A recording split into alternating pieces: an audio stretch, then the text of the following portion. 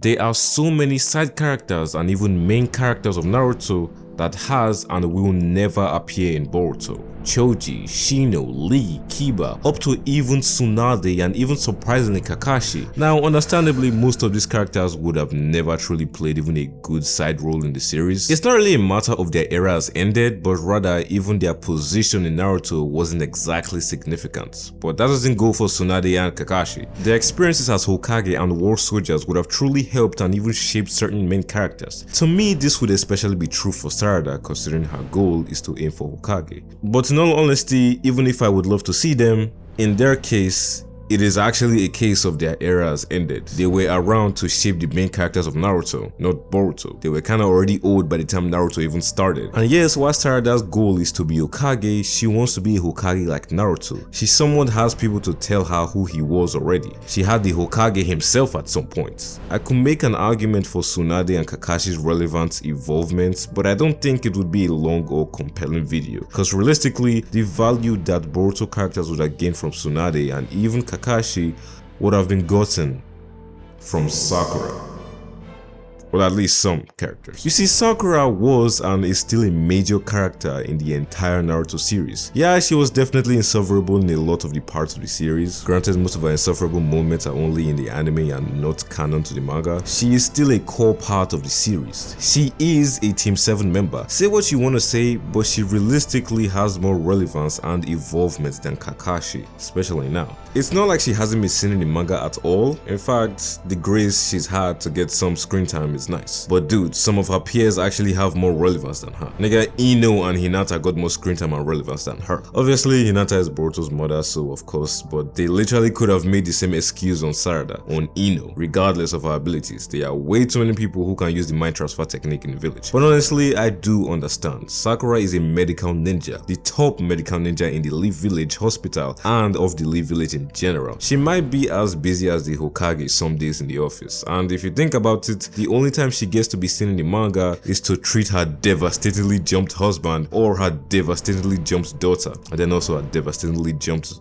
best friend. That's how busy she is. And to be honest, considering what I said about Sarada wanting to be Hokage and getting info about that from Naruto's peers, Sakura wouldn't really be of need if Naruto was right there, or Sasuke was right there, or even Boruto was right there. Sarada realistically mostly learned from her own experience, so Sakura's lenient involvement in Boruto Naruto Next Generations is justified. However, her undeniable non-existent involvement in Boruto Two Blue Vortex is a big problem that raises a very big question. Sakura, of all Naruto characters, realistically should be one of the most active right now. Technically speaking, she should have a whole arc dedicated to her whole situation. I have a lot of reasons why Sakura's involvement in Two Blue Vortex should be crucial to the story and her character, and honestly, I very much believe that she will be, considering how damn helpful it will be to us as viewers for closure on a lot of things. But also to her daughter Sarada, who just awakened her Mangekyo Sharingan. It was actually a surprise to me that even though daughter and mother were in the same room, they didn't interact in the slightest. What is going on right now?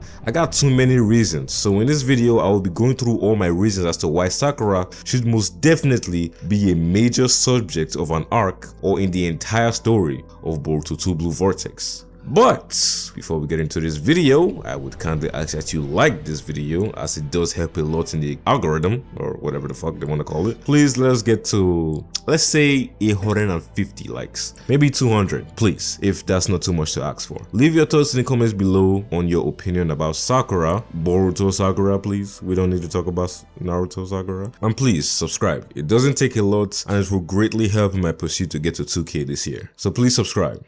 Now let's get into the video. Now my first reason why Sakura should be included more in Boruto Two Blue Vortex is Sasuke. That alone already speaks for itself. Sarada, being the wife of a literal two-time champion fugitive, should have been a topic touched on for the longest time. It's one of the first things I actually wanted to confirm about Sakura. How does she feel about Sasuke going rogue and leaving her and Sarada for 3 years? Is she faithful? Is she sad? Does she even know why Sasuke left? And if she does know, does she feel disdain towards Boruto now? There's a lot of perspective to see this situation in. A lot of people in the Naruto fandom and even in Boruto believe that the relationship between Sakura Sakura and Sasuke is a weak and shaky one. Sasuke seemingly never cared for Sakura, and also the fact that he isn't home so much is another reason why their marriage doesn't make any sense, which honestly doesn't make any sense. I'm the last person you should ask on the relationships because trust me, I can't maintain one myself, but there is no character depth in both Sasuke and Sakura in their relationship. Sasuke changed, but not from himself. Sakura had a different perspective on love towards Sasuke. This was all said by even Kakashi during the war arc. Sasuke isn't around to prevent bad guys who target him from coming to the village to deal with his wife and daughter. Also, he investigates on the Otsutsukis. He's the only one who can. And also, Sarada exists. Do you know what Sasuke and Sakura had to get down on to make her? You know what I'm saying? But what I want to see truly is if their marriage truly holds on now more than ever. It takes a lot of reserve and trust in your partner to forgive and even respect certain irrational decisions that causes time apart from them. And depending on Sakura's feelings towards Sasuke's disappearance and becoming rogue again, certain parts of the fandom could be right. I really just want to know, how does Sakura feel about Sasuke now and his decision? The manga or maybe the anime in the future should definitely touch on that. My second reason why I believe Sakura should have a light on a stage on her is also another part of Team 10 who is now considered late. Naruto. Another name that should speak for itself. To Sakura, Naruto isn't just the Hokage, it's her teammate, her brother, a lifelong friend who has trained with her, went on multiple missions and has saved her and a lot of people before her own very eyes. And so for some reason we're not getting any covering on how she feels about his death, and especially by the hands of someone he let in his family's life. And then not to mention the person that killed one of her best friends is the one that her husband helped escape and is currently training. I know Sakura isn't the only person that was close to Naruto, but anyone or everyone else that was close to him is either trapped with him, fighting for their lives and the village right now, and unconscious in a tree. Relative to them, she is the closest person alive right now that isn't busy. There's way too much to be uncovered here in Sakura's feelings. And then the icing on the cake now is another reason, Sarada. You get the best of both worlds with this one. You have to deal with your husband leaving, you have to deal with your best friend dying, and the catalyst, or should I say the cause of these problems, Boruto, your daughter is defending with her life. I'm not even gonna lie, if this was real life, Sarada would have gotten disowned a long time ago. She is telling people to believe her, going to the Hokage's office and screaming about it. She couldn't be more activist. She's starting to look like this chick to Sakura. A lot of people have been saying that Sarada seems to care more about Boruto than her own dad in that moment, but my dude, it was in the moment. Deal with what's in front of you first. She did ask and try to save Sasuke by retrieving the thorn bow before she got sniped by Jiraiya. She cares about her father obviously, but feelings of romantic love is different from feelings of parents and child love, okay? Anyways, I really want to see what a Sakura and Sarada relationship or conversation would look like right now. That's what I first wanted when TBV started, and we even had an opportunity for that to happen in chapter 25 when Sarada entered Moegi's room where Sakura was treating her. But that opportunity was cast aside for Sarada's and Sumiru's relationship patching and rivalry for Boruto's love or whatever. But I guess we'll see. All hope is not lost for this conversation. My other reason why Sarada should be added is indeed Sarada again. But this time is about her Mangekyo Sharingan. Regardless of the cycle of hatred being broken, it doesn't take away from the fact that Sarada still has to deal with the consequences of having a Mangekyo Sharingan. Blindness is a horrible fate if she doesn't have a back door, and that's where Sakura comes into play. You see, characters like Obito had Hashirama cells to help reduce or practically stop the blindness process of the MS, which allows them to use their abilities gratefully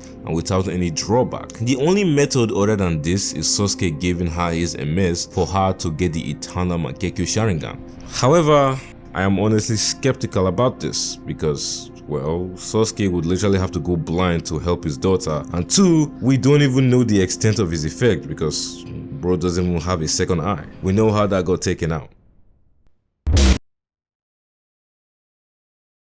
So if Sasuke were to volunteer his eye to Sarada, it would render him useless in combat, and then at the very least, Sarada would only awaken just one eternal Mangekyo Sharingan, which might be insufficient for a Susanoo. Not impossible, but insufficient. And then she would go blind in her other MS. Another reason, and this is kind of my final reason, is the biological research of Shinju's and the people trapped in trees. I say this half-heartedly because she's already helping the victims of the Shinju's or the divine trees. However, she's not dealing with the cause itself, but honestly I doubt she will do that because that's mostly Amado's or Orochimaru's domain. It will definitely be up to Amado whatever he will do with the info he gets on Jiraiya because he is very fascinated by him. So this is more like saying that I want Sakura to have a more detailed look at them, like how Tsunade studied Hachirama cells to help Naruto, and also Kakuzu after getting hit with a Rasen Shuriken, just to help people more. Honestly, now that I say this, I wonder if she works with old boy Katasuke more. So yeah, these are my reasons why I believe Sakura should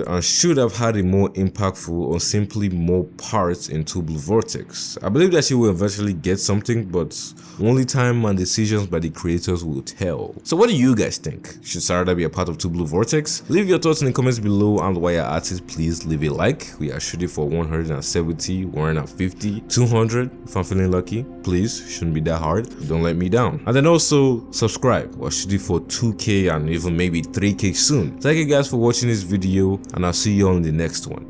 Peace.